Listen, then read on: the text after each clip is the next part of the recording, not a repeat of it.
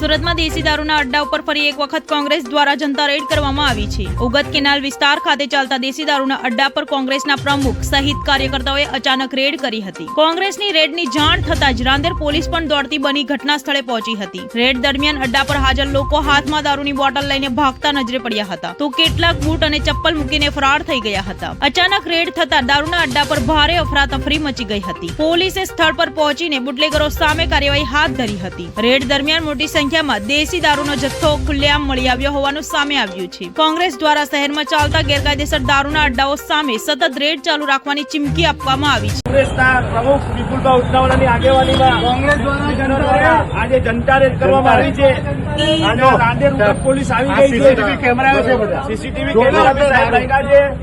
દેશીનો અડ્ડો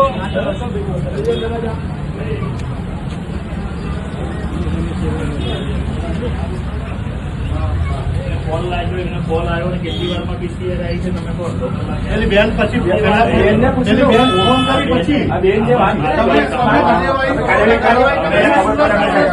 અરે જે હોય એ તમે મારી વાત સાંભળો।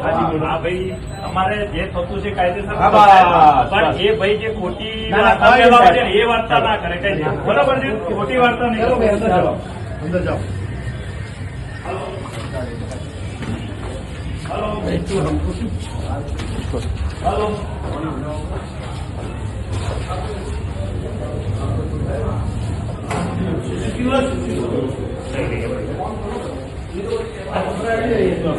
पुलिस को सीसीटीवी मारी बात 112 છે મારી વાત 112 લાગે ગાંધીનગર બરાબર। હું ગોગા ચોક હતો, ગોગા ચોક કે અહીંયા તમારો વાર છે હવે પેલું ઉલટું થઈ ગયું છે। અચ્છા અરે ગાંધીનગર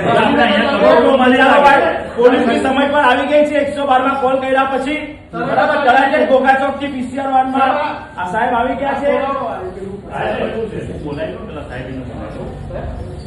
આ ભાઈ વેચાણ પર હતા નહીં કોનું છેલ્લા અચ્છા ના કોલ આપવા 40 સીટ પર કોની પાસે બોલાવી લે ભાઈ, બોલાવી લે અને તું અંદર જ બહાર નહીં જતો ભાઈ, બેસી આ